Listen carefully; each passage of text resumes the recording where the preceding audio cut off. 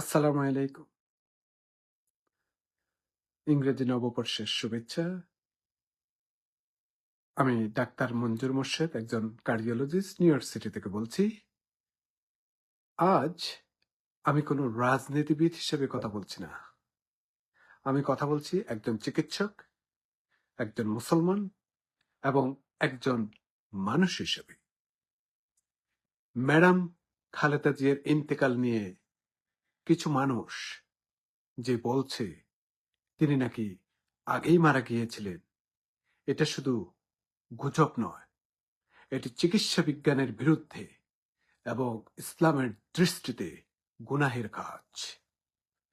হাসপাতাল ও সংশ্লিষ্ট কর্তৃপক্ষ স্পষ্টভাবে জানিয়েছে যে তিনি মঙ্গলবারেই ইন্তেকাল করেছেন। আসি একটু জেনে নি আইসিইউতে রোগীর চিকিৎসা কিরকম হয়।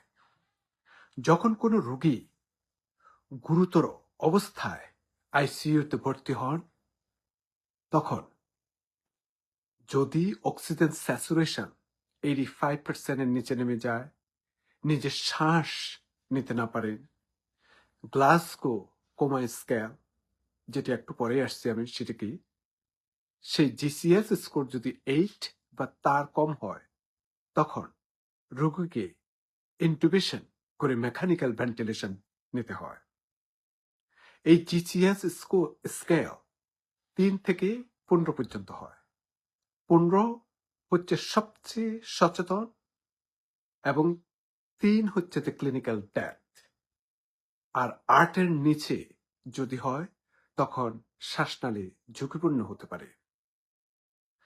আইসিইউতে প্রতিনিয়ত নজরদারি হয়, তার হার্ট রেট কেমন, তার শ্বাস প্রশ্বাস কেমন, অক্সিজেন স্যাচুরেশন কেমন, ব্লাড গ্যাস কেমন, কিডনি ফাংশন, ইউরিন আউটপুট ইত্যাদি ইত্যাদি। এখন প্রশ্নটা হচ্ছে, উনি কি আগে মারা গিয়েছিলেন? কেন এটি অসম্ভব? প্রথমত, ম্যাডাম খালেদা জিয়া অনেক ক্রনিক মেডিকেল কন্ডিশনে ভুগেছিলেন। করোনারি হার্ট ডিজিজ থেকে আরম্ভ করে উনার পেস মেকার ছিল, উনার স্ট্যান্ড দেওয়া হয়েছিল, হ্যাঁ, করোনারি ভ্যাসেলে, উনার ডায়াবেটিস ছিল, উনার সিরোসিস ছিল, উনি অ্যাসাইটিসে ভুগেছেন, উনি পোর্টাল হাইপারটেনশনে ভুগেছেন, উনি ডায়াবেটিসে ভুগেছেন, ক্রনিক কিডনি ডিজিজে ভুগেছেন ইত্যাদি ইত্যাদি। সাধারণত যখন পেস মেকার থাকে, তখন হার্ট রেট যদি একটা নির্দিষ্ট মাত্রা কমে গেলে পেসমেকার সঙ্গে সঙ্গে কাজ করে। হার্টের প্রতিটি বিট মনিটরে রেকর্ড হয়ে থাকে।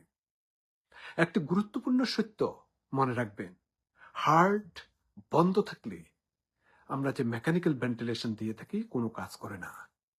হার্ট বন্ধ মানে রক্ত চলাচল বন্ধ, অক্সিজেন পৌঁছায় না, মৃত্যু তাৎক্ষণিকভাবে শনাক্ত হয়। তাই কেউ যদি বলে থাকেন আগে মারা গিয়ে মেশিনে রাখা হয়েছে, চিকিৎসা বিজ্ঞানে এটি অসম্ভব। আইসিইউতে বিভিন্ন ধরনের সংক্রমণ এবং জটিলতা হতে পারে। এই যেমন রোগ প্রতিরোধ ক্ষমতা কমে যাওয়াতে হসপিটাল জনিত সংক্রমণ হতে পারে, যেটাকে নসোকোমিয়াল ইনফেকশন বলে থাকি। সেপসিস হতে পারে, সেখান থেকে ব্যাকটেরিমিয়া মিন্স রক্তের মধ্যে ইনফেকশন ছড়িয়ে যেতে পারে, এবং সেই ইনফেকশন আবার হার্ট বাল্বে গিয়ে সেটি ব্যাকটেরিয়াল এন্ডোকার্ডাইটিস কিংবা ফাঙ্গাল এন্ডোকার্ডাইটিস হয়ে থাকে, যেটি ম্যাডাম জিয়ার হয়েছিল।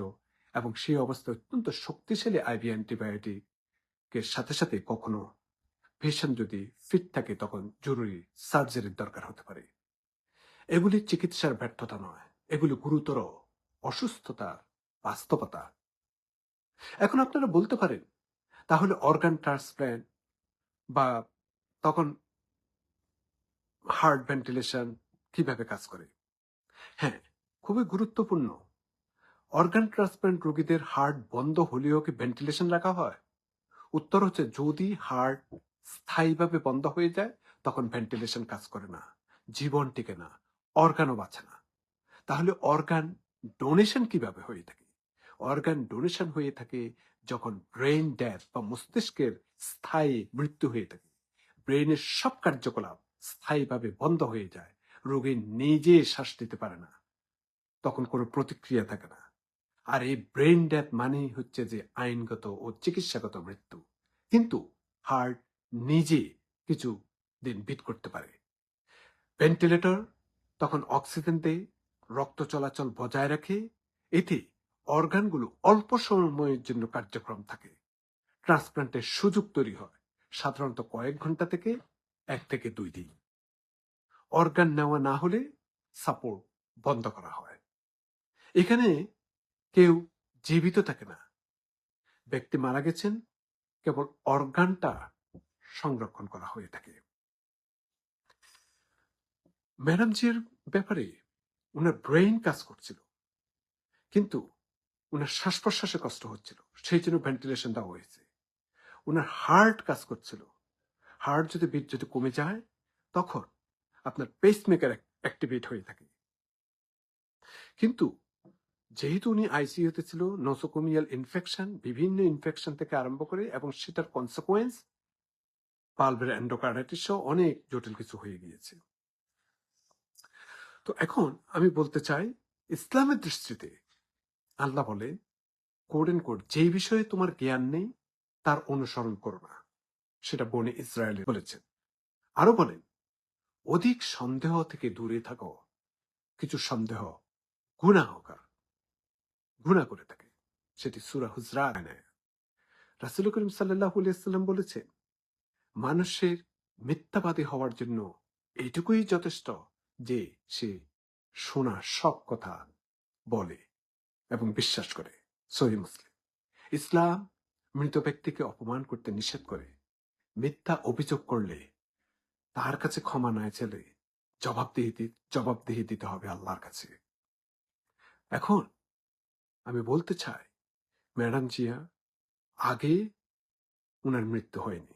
উনি যেদিন ডাক্তার সাহেবেরা ডিক্লার দিয়েছেন সেদিনেই উনার মৃত্যু হয়েছে। উনি ভেন্টিলেশন এর মাধ্যমে শ্বাস প্রশ্বাস মেকানিক্যাল ভাবে দিতে পারলেও নিজ থেকে শ্বাস প্রশ্বাস কতটুকু নিতে পারছেন না পারছেন সেটা ভেন্টিলেশন মেশিনে বলে দেবে। কিন্তু উনার হার্ট বিট ছিল আস্তে আস্তে, যেহেতু উনার ইনফেকশন হয়ে ব্যাকটেরিয়াল এন্ডোকার্ডাইটিস হয়ে গিয়েছে, শেষ পর্যন্ত উনার হার্ট বিটটা চলে গিয়েছে এবং সেইভাবেই উনার মৃত্যু হয়েছে। তো সুতরাং আমি বলবো, কখনো কোনো প্রপাগান্ডাতে মন দেবেন না, প্রপাগান্ডা ছড়াবেন না। ম্যাডাম খালেদা জিয়া মারা গিয়েছেন, এখন তার প্রয়োজন দোয়া, সম্মান এবং চিকিৎসার বিষয়ে চিকিৎসক যে কথাটা বলেছেন সেটাই আপনারা বিশ্বাস করবেন। ধর্মীয় বিষয়ে কোরআন সুন্নাহ অনুসরণ করবেন। আর কথা বলার আগে মনে রাখবেন, আমরা আল্লাহর সামনে একদিন দাঁড়াবো। আল্লাহ যাতে আমাদের এই প্রপাগান্ডা যাতে ছড়াতে যাতে সেই টপিক না দিয়ে থাকেন, সেই জন্য আমরা সচেতন থাকব। আর সেই সাথে সাথে আমরা আল্লাহর কাছে প্রার্থনা করব যাতে ম্যাডাম জিয়াকে জান্নাতুল ফেরদৌস দান করে থাকেন এবং আমাদের জিহ্বা এবং অন্তরকে সেই সাথে সাথে হেফাজত করবেন। আজ এই পর্যন্ত। আল্লাহ হাফেজ।